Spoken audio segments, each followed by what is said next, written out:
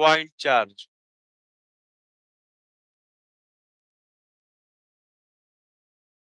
एक point charge की वजह से इलेक्ट्रिक फील्ड इंटेंसिटी फाइंड करनी है। एक पॉइंट चार्ज ले लिया Q, इसकी वजह से इलेक्ट्रिक फील्ड इंटेंसिटी पता करनी, मतलब ये सोर्स चार्ज हो गया। सपोज इससे आर दूरी पर हमको इलेक्ट्रिक फील्ड इंटेंसिटी पता करनी है। आर कुछ भी हो सकता है ना, आर इन्फिनिटी भी हो सकता है, आर जीरो भी हो सकता है, आर कुछ भी वैल्यू ले सकता है। अगर मुझे यहाँ पे इलेक्ट्रिक फील्ड इंटेंसिटी पता करनी है तो क्या करूंगा, मैं यहाँ पे ला करके एक टेस्ट चार्ज रख दूंगा, उस पर फोर्स मेजर कर लूंगा, force per unit test charge ही क्या हो जाता है, इलेक्ट्रिक फील्ड इंटेंसिटी। तो भाई यहाँ पे ला करके अगर मैंने एक टेस्ट चार्ज रखा तो इसके ऊपर फोर्स कितनी लग गई, k q q naught upon r square. Direction किधर होगी, वेक्टर क्वांटिटी है, अवे फ्रॉम द चार्ज। किस चार्ज, इस चार्ज से दूर, क्योंकि इस पे फोर्स बता रहा है ना, तो एक पॉजिटिव चार्ज को यहाँ पे रखूंगा और ये भी पॉजिटिव है तो इससे दूर लगेगी फोर्स। इलेक्ट्रिक फील्ड इंटेंसिटी हो जाएगा force per unit test charge. यहाँ पे क्या हो जाएगा, k q q naught by are square divide by test charge q naught. ये वैल्यू क्या आ जाएगी, के क्यू बाई आर स्क्वायर, या तो फिर इसको ऐसा भी अगर लिखना चाहो के की value 1/4 pi epsilon naught q by are square. Same type की चीज ग्रेविटेशनल फील्ड में भी पड़ी थी, वहां पे बस क्या हो जाता था, gravitational field per unit mass, वहां पे एक टेस्ट मास लेते थे, यहाँ पे एक टेस्ट चार्ज लिया। अंतर बस ये होता था कि हमेशा ही ग्रेविटेशनल फील्ड अट्रैक्टिव होती थी। ग्रेविटेशनल ये इलेक्ट्रिक फील्ड क्या हो सकती है, attractive as well as repulsive. मान लो ये यहाँ पे निगेटिव चार्ज होता तो इस पे फोर्स की डायरेक्शन किधर हो जाती, इस तरफ। तो यहां से हम कह सकते हैं कि इलेक्ट्रिक फील्ड की डायरेक्शन पॉजिटिव चार्ज के लिए अवे फ्रॉम द चार्ज होगी, निगेटिव चार्ज के लिए टूवर्ड्स द चार्ज होगी। ये बात सही है, सोचो क्यों, फिर से बता रहा हूं। इलेक्ट्रिक फील्ड की डायरेक्शन तो वही है जो फोर्स की डायरेक्शन है यहाँ पे, क्योंकि ये वाला चार्ज तो कैसा है, टेस्ट चार्ज है, इसको तो हमने पॉजिटिव ही मान के रखा हुआ है। इस पे जिधर फोर्स लगेगी वही इलेक्ट्रिक फील्ड की डायरेक्शन है। इस पे फोर्स किधर लगी, इधर, वही इलेक्ट्रिक फील्ड की डायरेक्शन। तो पॉजिटिव चार्ज यहाँ पे रखा है तो इस पे फोर्स किधर लगी, इधर, अवे फ्रॉम द चार्ज। यही इलेक्ट्रिक फील्ड की डायरेक्शन हो गई। अगर ये निगेटिव चार्ज होता तो इस पे फोर्स किधर लगती, इधर, वही इलेक्ट्रिक फील्ड की डायरेक्शन हो जाती टुवर्ड्स द चार्ज। तो डायरेक्शन ऑफ इलेक्ट्रिक फील्ड क्या हो गई, for positive charge away from the charge, negative charge के लिए कैसी होगी, टुवर्ड्स द चार्ज। और मैग्नीट्यूड क्या होगा, 1/4 pi epsilon naught q by are square. इस चीज को या तो ये सारी बातें कर दो कि away from the charge towards the charge, अगर ये सारी बातें नहीं करना चाहते तो क्या कर लो, वेक्टर फॉर्म में लिख लो, तो अपने आप ही डायरेक्शन निकल के आ जाएगा। तो चलो एक लाइन लिख लेते हैं, देन वेक्टर फॉर्म भी देख लेते हैं, उसमें कोई कठिन बात नहीं है। The direction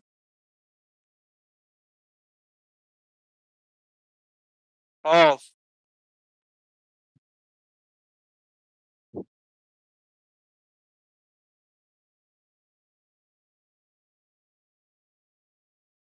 electric field, the direction of electric field is away from the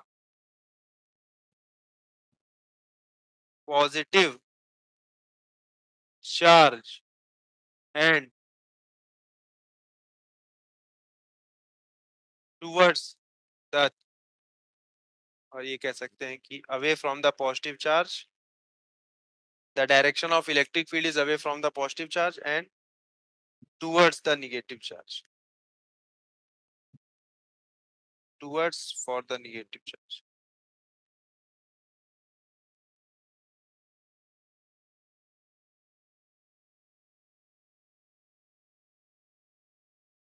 हाँ, लॉजिकल सी बात है।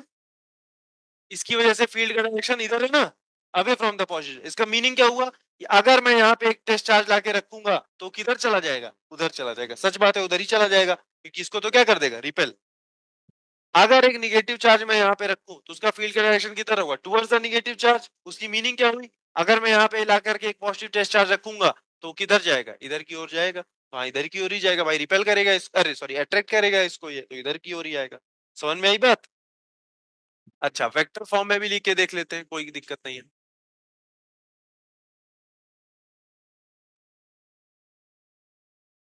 ऐसा ही फॉर्मूला वहां पे क्या आता था ग्रेविटेशन में, G M by are square आ जाता था। अच्छा G M by are square, अच्छा एक कल परसों में कोई डाउट पूछा था कि एक्सेलरेशन ड्यू टू ग्रेविटी और ग्रेविटेशनल फील्ड अलग अलग है कि ये सेम ही है? अलग अलग है कि same? Same same but different है। बताओ। अरे भाई एक्सेलरेशन ड्यू टू ग्रेविटी भी ग्रेविटेशनल फील्ड ही है, बस जब अर्थ के लिए जनरली बात कर रहे होते हैं तो acceleration due to gravity use कर लेते हैं। देख लो ध्यान से कैसे डिराइव किया था एक्सेलरेशन ड्यू टू ग्रेविटी का फॉर्मूला। वहां पे क्या लिखा था? फोर्स लिखा था जी, मास ऑफ अर्थ और मास ऑफ कोई भी ऑब्जेक्ट अपॉन आर स्क्वायर, यही लिखा था ना अर्थ की सरफेस पे। अगर फोर्स बाई मास कर दूं तो यही क्या हो जाता है, G M by are square. अरे भाई फोर्स बाई मास को ही तो ग्रेविटेशनल फील्ड बोलते हैं। समझ में आया? बट इसको कैसे हम लोग ने डिराइव कर दिया था?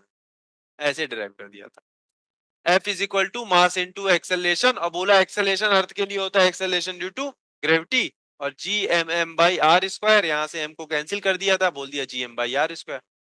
समझ में आई बात? तो दोनों टर्म एक ही है। Acceleration due to gravity actually gravitational field ही है, फोर्स पर यूनिट मास ही तो निकाल रहे हैं। फोर्स पर यूनिट मास कर दिया G M by are square. उसी तरीका तो क्या तो यहाँ भी आ गया, बस जी की जगह क्या आ गया, यहाँ पे वहां पे कांस्टेंट जी यूज होता था, यहाँ पे कांस्टेंट क्या यूज होता है, के। एम वहां पे क्या था, सोर्स मास, जैसे अर्थ के लिए होता था तो अर्थ का मास यूज करते थे, कोई दूसरा प्लेनेट होता था तो दूसरे प्लेनेट का मास यूज करते थे।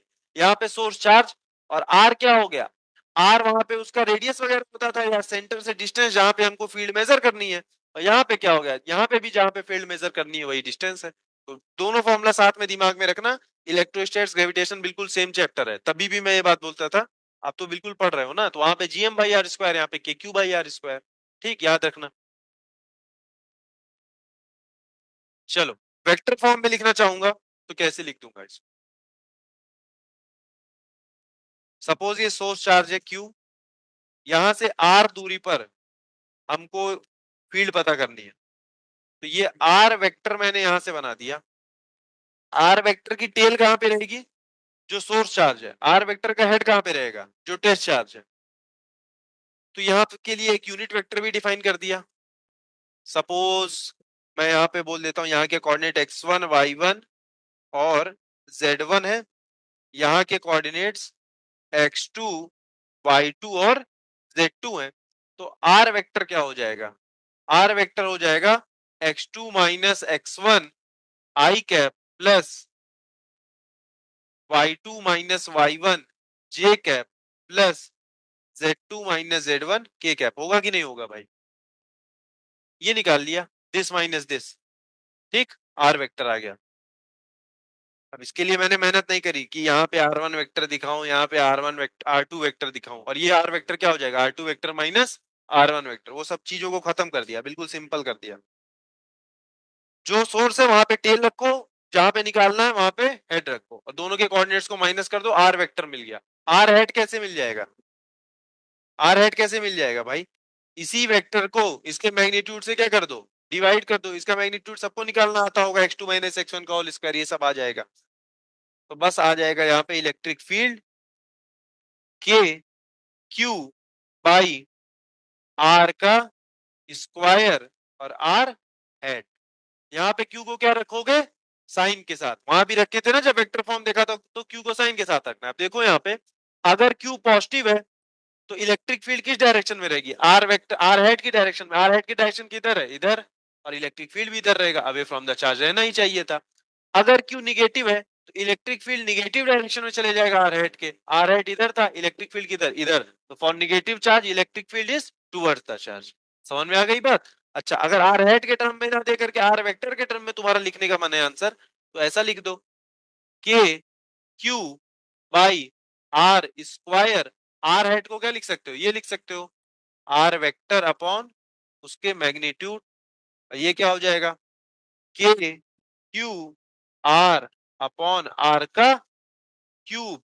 भाई देख के घबरा मत जाना कि यहाँ पे तो इनवर्स स्क्वायर लॉ फॉलो होना चाहिए था, आर क्यूब आ गया। आर क्यूब आ गया तो यहाँ पे क्या लिखा, आर वेक्टर लिखा है। इसको अगेन तुम चेंज कर सकते हो, तो ये आर से एक आर कैंसिल आउट हो जाएगा ना, आर स्क्वायर ही तुमको मिलेगा। लिख लो इसको, ये वेक्टर फॉर्म हो गया तुम्हारा।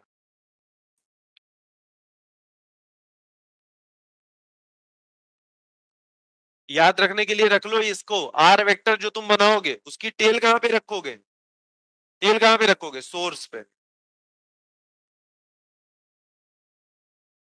बस, और उसका हेड कहां पे रखोगे? जिस पॉइंट पे तुमको टेस्ट चार्ज बोलो या फिर भी जिस पॉइंट पे तुमको इलेक्ट्रिक फील्ड निकालना है। अगर टेस्ट चार्ज नहीं भी होगा तो भी तो इलेक्ट्रिक फील्ड रहेगी ही रहेगी ना। टेस्ट चार्ज रहेगा तो फोर्स एक्सपीरियंस हो जाएगा। अगर टेस्ट चार्ज नहीं है फील्ड तो तब भी रहेगी, क्योंकि फील्ड किसकी प्रॉपर्टी है? अरे यार, सोर्स की प्रॉपर्टी है ना भाई। हाँ हाँ, हो गया। टेल और हेड ये हो गया। यहाँ पे लिख दो point where you want to find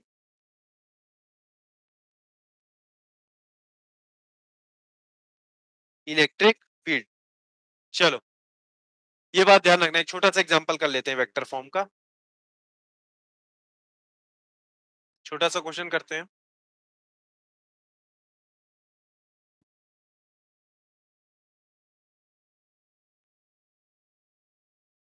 suppose एक 2 माइक्रोकूलम का चार्ज रखा हुआ है at some point 1 comma -2 comma 3। इसकी वजह से इसके आसपास क्या रहेगी? इलेक्ट्रिक फील्ड रहेगी। उसकी इंटेंसिटी मैं किसी भी पॉइंट पे निकाल सकता हूं। मुझे निकालना है इसकी electric field intensity at point 3 comma 4 comma 4। इस पॉइंट पे मुझे इसकी इलेक्ट्रिक फील्ड इंटेंसिटी चाहिए। वेक्टर फॉर्म में आंसर दो।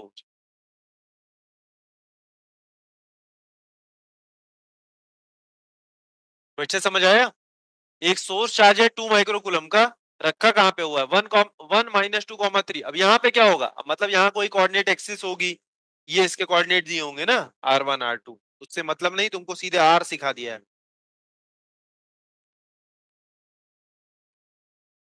चलो ये बताओ, r वेक्टर क्या आया होगा?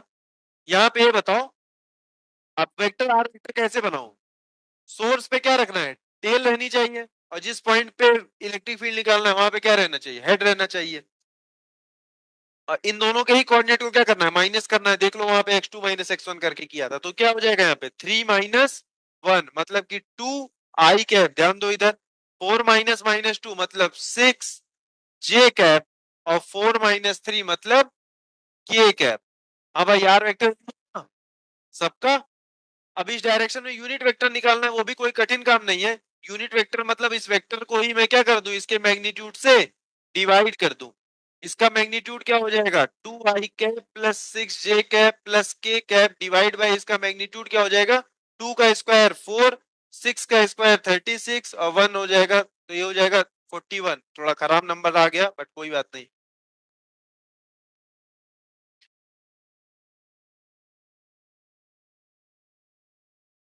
√41, ठीक है, यही आया। अब कुछ दिक्कत नहीं है, इलेक्ट्रिक फील्ड पता करनी है। के के की वैल्यू 1/4 क्यू क्या रखेंगे? 2 माइक्रोकूलम अपॉन आर स्क्वायर मतलब इसके मैग्नीट्यूड का स्क्वायर। यह आ जाएगा क्या? 41। और यहाँ पे क्या लगा देंगे? आर हेड की वैल्यू उठा करके यहाँ पे रख देंगे। तो यहाँ देखो 41 की पावर क्या आ गई? √41 की पावर क्यूब आ गया कि नहीं आ गया? वही क्यूब आ रहा था। समझ में आई बात? तो बस इस टाइप से तुम लिख सकते हो। कैलकुलेशन करने की नीड नहीं है, बस तुमको दिखा रहा था आर वेक्टर कैसे फाइंड करना है, फाइनल रिजल्ट कैसे लिखते हैं। अब देखो, ये सारी चीज पॉजिटिव है तो इलेक्ट्रिक फील्ड, और ये पूरा पॉजिटिव है तो आर हेड की डायरेक्शन में इलेक्ट्रिक फील्ड रहेगी। हाँ तो भाई पॉजिटिव चार्ज है, अवे फ्रॉम द चार्ज रहनी ही चाहिए इलेक्ट्रिक।